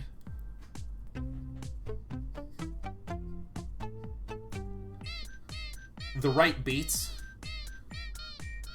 gonna absolutely set the stage. Oh yeah. Oh yeah, you didn't know you were gonna get a dance show, did you? But this is what you get when you compose those kinds of beats, you know what I'm saying? Alright. Credits, let's go ahead and just go to the credits first, because why not? I'm here for the animations. What up, Team Jomushu? From Joanna Youngly. Okay, Jomushu, I got it. Alright, who's ready? Who's ready? I hit start. Oh, it full screened. Get me out of here. Okay, this is me. Catch the ice cream. Ugh. I'm so sick at this. Watch this. Bam. Now, I gotta be a little careful, because trash is gonna fall. And I have to not get the trash. Wait, I realized I didn't read to you at all what this game was about. I didn't read the opening prompt. You have no context for what you're looking at right now. But that's me down there, and I'm trying to catch ice cream. I don't want to let any of the ice cream fall on the ground, okay? I don't want to let any of the ice cream fall on the ground. But the problem is, garbage also falls down. Okay, and I don't want to catch the garbage. Can you catch more? Is there going to be a moment for me to pause? We want... Oh no. I want some ice cream. Oh my gosh, there's 3 penguins stacked on top of each other wearing a trench coat. Alright, the game zooms out. That's garbage. You see it? It's a half-eaten apple. Here I am. Little tiny creature. Get there! Boom. When I first played this, I tried to cheat and make like a huge... Tried to make like a really huge, wide tower of ice cream, and it made the garbage unavoidable. I just collected all the garbage and I lost immediately, and I was like, so happy I wasn't broadcasting. Here we go. Ah, yes. Get there! Yeah! Sick! Ah! See that? Never gonna catch no garbage, not a chance. Ah, yeah! That's what I'm talking about. Oh! God, I am so ready to serve ice cream in real life. Ah! It's like reverse Tetris? Yeah, tell me about it, Jofu. I will get to level 3, which I've never done before. Yes! Yes! Ah! Ah! Ah! Woo! What a rush! You know what I'm saying? Hey, and Maki says, thank you from GEIDAI. Hey, wonderful to have you here. Welcome. Welcome to my humble corner of the internet. Have you seen my kids? Oh, I want to eat an ice cream too. Don't you hate it when that happens? You're at the park, your kid wanders off, but you may as well just keep eating ice cream, you know what I'm saying? Uh-oh. All right, hold on. We're gonna strategically widen this. There we go. All right, this is it. Is this... Do I let... What? Am I supposed to... Oh my god! I don't want to let these mice fall. I think I'm willing to lose. Help. I mean, the game is saying ew, so I feel like I'm doing a bad job. Uh-oh. You know what? You know how I was saying that I was ready for a career in ice cream? Truth be told, I actually think... I think I look like an idiot right now. I think this is a little bit... I mean, I can't even navigate. I mean, I couldn't avoid this guy if I wanted. Okay, that was bad to do. Okay, I've learned. I have learned that was incorrect. I mean, I think maybe a little bit of extra notificationing. You know, maybe there's a chance I can like reach up and pull a little mouse out and like throw it out of the ice cream. I don't know. But you know, I think that if there's one thing that I am impressed with in all of these projects is just the amount of adorable polish that's there. Yeah, I'm playing again. I want to...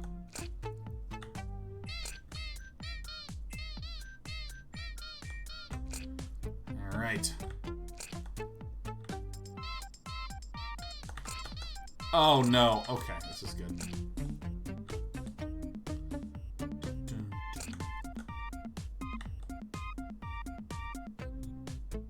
Ah! Okay, I'm gonna play this game forever unless I make myself stop. Okay, I gotta restart this thing. Okay, I gotta... okay. Whew. Oh, okay. We managed to escape. Okay, let's come back to... Alright, bam! There it is. Number 2 ice cream shop, Jomushu. So, To recap. Oh, don't show me! Oh, God, there is nothing that haunts a streamer more than seeing themselves. Oh, I apologize for having 2 of me on the screen at the same time. Oh, okay, alright. Oh. But, couple of things. Couple of items of business. First of all, this was the GEIDAI Games student showcase that was unable to happen in person for a proper in-person exhibition, so we're doing it online, and it has been such a treat to get the chance to play through some of these student games. I hope all the students from GEIDAI keep making games and keep going.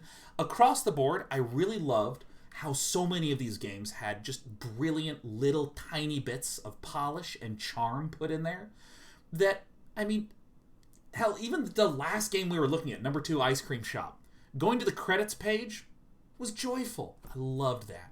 I also loved how many interesting explorations there were in interactive spaces, such as our first one, Baby in the Cradle. Loved going through and just getting a chance to look around everywhere. Poesis, excuse me, there's no R in it.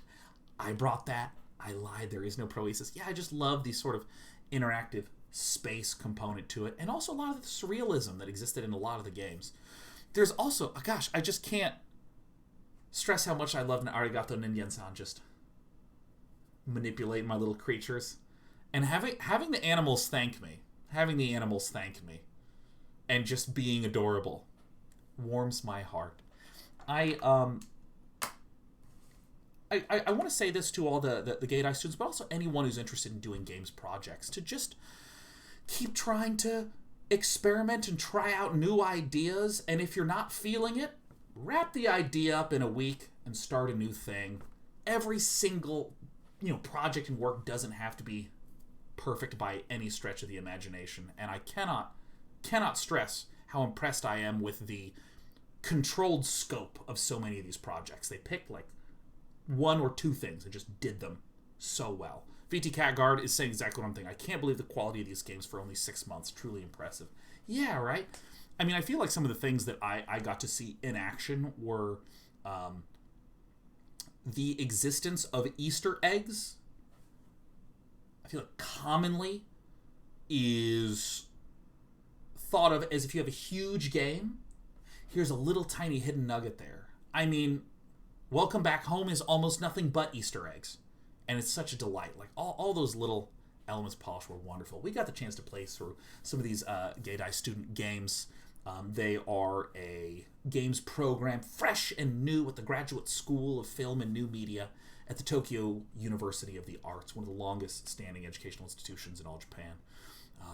The games that we got the chance to see, you can check out here, the ones that were a collaboration between the GEIDAI program as well as my alma mater, USC. I went to the USC Games Program. Yeah.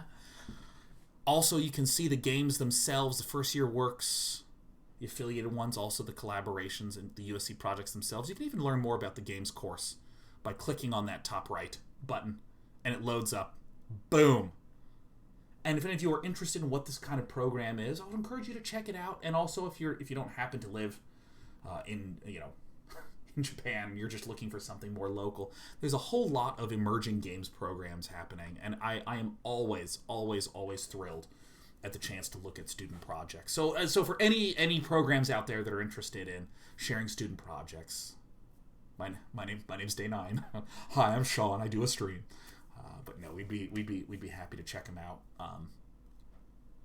And I think that there's been a number of questions. I saw Jofu in chat asking about this earlier, and I'll sort of answer it in one big lump, which is that what's the best way to get into making games? How do you get into it? And I want to just give some orderings of things for any of you that are interested in this, because I think that if you play a AAA game, you're like, oh, that's amazing, how do I start? Oh, and it can feel kind of intimidating. And then if you see one of these student projects, I mean, hell, the ones that we looked at today were pretty damn polished. Like, whoa, you look at that and you're also like, oh, how do I do one of those, right? What's the path to get from, I haven't done anything to here, and then from here to, working on a larger project? I think the first thing I'd recommend to anyone, start making board games. Just start making them and make little thoughts. Don't try to make a big game. Try to make a tiny thought, a nugget that you think is interesting. And I'm going to be stressing that a lot in the next few minutes, right? Make just a little tiny thought and just play it against a friend for 2-3 minutes and see if it feels good. For instance, maybe some interesting dice rolling movement mechanic. Or maybe you've taken a board game, as we were talking about earlier, you've copied it, but adjusted some of the mechanics. You kind of get to see how it plays out. This will immediately give you a sense that your expectations of how your ideas will feel are never how it turns out. USC pummels into your head right away. Playtest, playtest, playtest. And playtesting is a huge part of any games program, right? Playtesting, you start to get a feel of oh, here's where my intuitions are wrong, and here's where my intuitions that I thought were maybe correct actually are correct, and that's really good. And once you move on to that, if you're starting to try to get into something like working with an engine, Unity, Unreal, there's tons of engines out there that also have lots of support material. And if you're starting off, just follow along with some tutorials and just get used to it. And I think that after you've gotten some comfort there, these games that we saw from the GEIDAI Games Program are just perfect examples of the types of projects that you should aspire to work on. One step before working on those, try to just come up with a game that you think you can get done with in 2 weeks. No more. Just 2-week game. Then work yourself up to making a couple of 2-week games, and then a couple of 1-month games. And after you have a couple of those under your belt, again, each one just exploring some nugget, some thought, some idea, then you can actually start maybe working with some other people and produce something like what you've seen here. And really, if you're starting to make projects like this, you will just get the sense of how developing a game functions, right? You'll just get a sense for how it functions. And from there, I mean, if you can start just creating prototypes and having them as a giant resume, a giant portfolio of works, that's always a huge win if you're interested in getting into games. And so with that, I think this is going to be wrapping up of the showcase. And if you have any questions for me, please feel free to ask me right now. I will leave in 60 seconds if there's no questions. But I like talking, as you can tell. And then Moxie says, thank you for the meaningful advice and comments for students from GEIDAI. Oh my gosh, it was such a treat. It was such an honor to get to play them. That's so great. And I mean, I would even encourage many of you to try out something more experimental, something that might not even feel like it's a game. I don't know, what does it feel like to walk around in a space like this? I actually, one of my favorite projects that I did at USC was, it wasn't a game. It was, I took the ground, and I always hated how when I moved around in my dreams, I never felt like I had any stability. So I had a first-person camera where when you moved around, the terrain would deform in various ways depending upon where and how you were moving. And it was really weirdly satisfying. There's nothing to do, and I remember I brought it into a class, and I was like, "Hey guys, I made this weird, the ground's unstable and the world doesn't stay positioned normally." And it was just like, I wonder if I could do something with that. No gameplay, no goal, just moving around. It was really great. Let's see here. Some of the questions, this is terrific. Murdy123 says, how big are the teams that work on games of this size? Great question. Well, because I'm going to plug this website 1,000 times. If you say go to one of these projects, you can just click on any one of them. Let's click on Rescue. And you can see the team members. All right, Rescue is made by 4 people. That's it. Poesis, how many people worked on Poesis? It was made by 3 people. I would say all of these look like 6 or less. And especially just incredible that these were produced in under 6 months. It's just spectacular. XZ says, was there anything particularly surprising about the game development process?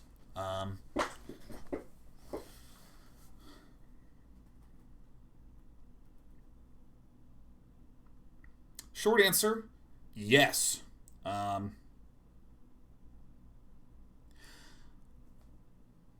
I think the biggest thing that is a surprise from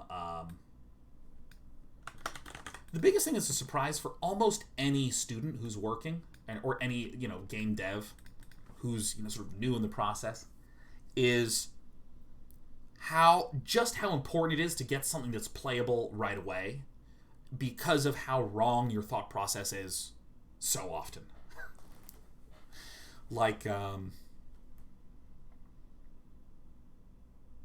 Here's an example, right? I had some really physicsy platformer that I wanted to make, that I was going to make all these really crazy cool mechanisms for, right? So it would feel, instead of a platformer like Mario that's very jump and dodge stuff, there'd be all sorts of objects you could shoot steam at them to manipulate them and all this kind of thing. Now, as someone who is 34 and not 20, what I would do is note, okay, so that's a general vision. Let's stop thinking about that. Let's just get movement to feel good. Let's just do that. Okay, once that's done, what's the next step that I want to feel good? Because what I wound up doing when I was 20 is I built this whole thing with all these different mechanisms, and the movement felt weird, and immediately I saw that nothing else mattered. Nothing else mattered at all. So I had to redo the movement, and when I redid the movement to where it felt good, 5 of the things that I'd made sucked because they didn't make any sense with the way that the new movement worked. And I think that you will hear, you gotta iterate, you gotta just test quickly so you can throw out the ideas really fast. And you think to yourself, yeah, I don't know, that totally makes sense. But in your head you think, I'm going to make these 5 mechanisms and the platforming, and then I'll have to work on all of them. What you don't think is, I'm going to make the platforming and these 5 mechanisms, and 4 of the 5 will be deleted from the game permanently. It's very weird to make something where I think this is cool, and then you go, oh, it isn't. And I think that's kind of a really interesting and stark feeling. But if I'm going to compare it to playing of games, because we're all game players here, when you're playing games, you'll say to yourself, here's a cool strategy that I think is going to work, and then you lose and you go, okay, that didn't work, and then you adjust your strategy, and you don't think of getting better at the game as sticking to this one strategy. You think of it as learning what works and what doesn't, until the end result is maybe just 5% of your gameplay ideas that have made it to your good strat, and the 95% that gets thrown away. It's just like that. And you can imagine that if there was someone who was saying, hey, I really want to get good at StarCraft, so what I'm going to do is I'm going to write a 200-page document of all the different things that I'm going to do, all the different considerations. You'd go, no, dude, just start playing. Just start playing. Just start doing stuff. So I think that, like, because of that starkness of that, like, holy shit, all my ideas, I'm going to throw all of them out. If I'm working on anything, this isn't just games. I learned this from working on games, but, like, all the stuff I do here at Day 9 TV, all the weird interactive projects we've done here where we involve, a bunch of people playing games like The Gauntlet or Straits of Danger, stuff like this. And all of these, I go, okay, here's the vision of where I want to get to, and I make sure I have a good feeling about what this is and kind of a good sense of it. But then I don't do any details. I just go, okay, what's therefore the simplest step towards this? Okay, that's good. What's the next simplest step? What's the next simplest step? And about 90-95% of stuff that gets made gets tossed out. And I sort of like the description from, I think it was Ira Glass, who was talking about you want to be someone who produces and then has good taste about what was produced. You don't want to be someone that produces good stuff. You want to just be someone that produces lots and lots and lots of stuff, so you can go, that's bad, that's okay, that's interesting, that's bad, this is really good, that's bad. And it's how do you actually get the output out. And Chris, is any advice you would give to these students if they were looking to continue to develop these projects further? I'm trying to think of let's see, what's a general one? What's the general...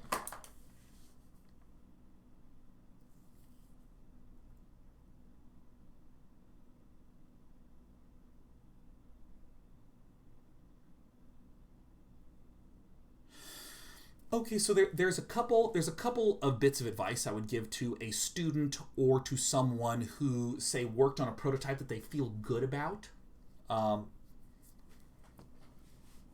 That I feel like the first mistakey that you can makey is wanting to add more different systems. It's wanting to add more different systems. So, for instance, if we... What's one of the games that we can pick from here today?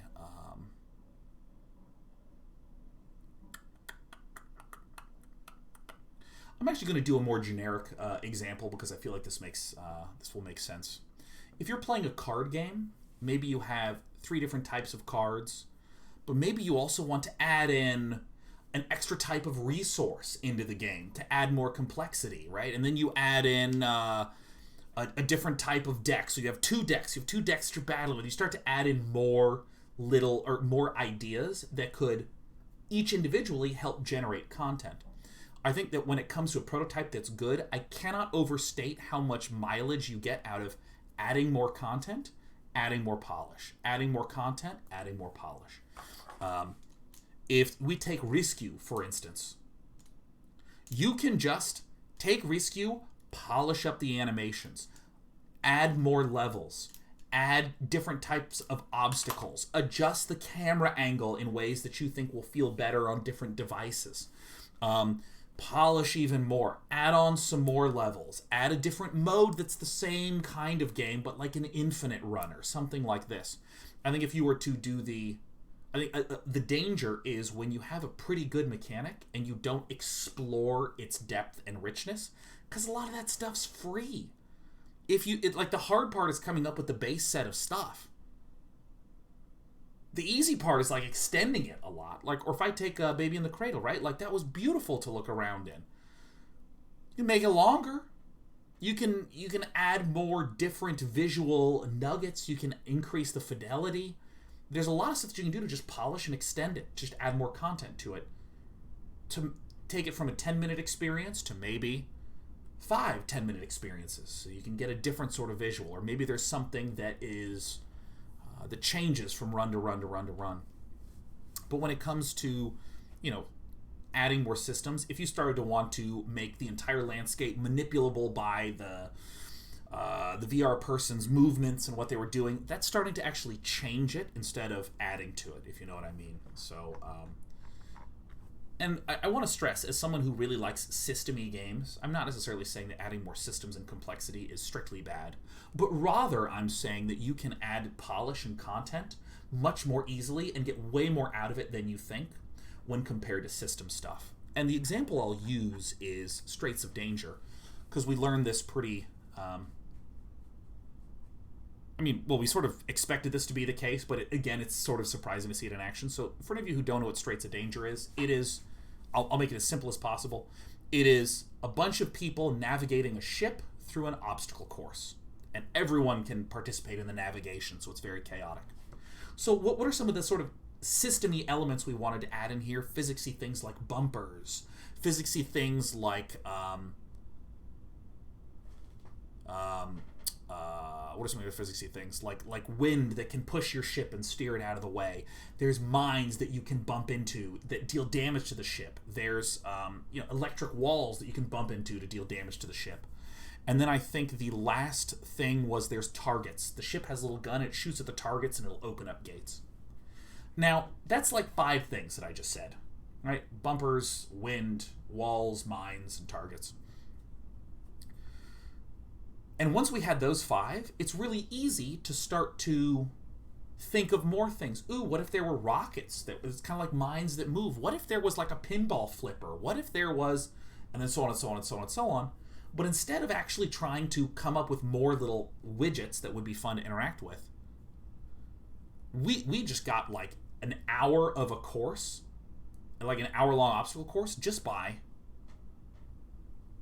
experimenting and playing with different versions of that. Like, you first just do some basic navigation, and then there's some wind and an electric wall, and then there's some bumpers, and then there's bumpers by a target, and then there's mines and an electric wall that's moving by a bumper, and it's just variations on the same thing that feel so different, even though it's kind of the same stuff. I think that, you can milk a lot of that more than you might want to give it credit for. I also think that... there's something to be said in games for having a big low period. Like, for instance, if you are making a platformer, there's that period where you're going from area A to area B. You can actually make there be like a 30-second walk between those areas, and it'll feel like a moment of breath, If I think, again, I'm going to take Baby in the Cradle because it's so different than the kind of stuff I make. In that game, or in that interactive animation, there's a lot of stuff going on and there's a lot of change. And there could, I don't know if any of the developers felt this way or any of the students felt this way, but there can be a pressure sometimes to just keep putting in new stuff, more stuff, more stuff, more stuff, when sometimes, there's like a rise and then a fall, and there's like less elements. Actually, just having white space and breathing room and some repetition actually goes a long way. So let's take one more. Who wants the final question? Who wants the final question? Oh.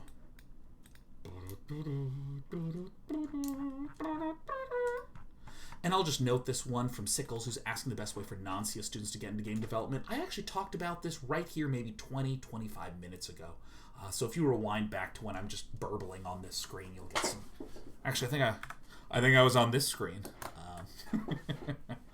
So, there's no more questions, which means that I answered everything to sheer perfection. Well, once again, thank you so much to USC, who helped put me in touch with GEIDAI for this game's showcase. This is a perfect final question. Craig says, elephants or dolphins? Elephants. That'll do. Thanks so much for joining me. Thanks again, USC, for putting me in touch with GEIDAI. Thanks to the GEIDAI students for giving me the chance to play through these games, to the professors for meeting up with me and helping put all this together, and putting this wonderful website as just a great resource for people to check out student projects. And with that, I am now going to go eat dinner, and it will be tacos. Good night, everyone.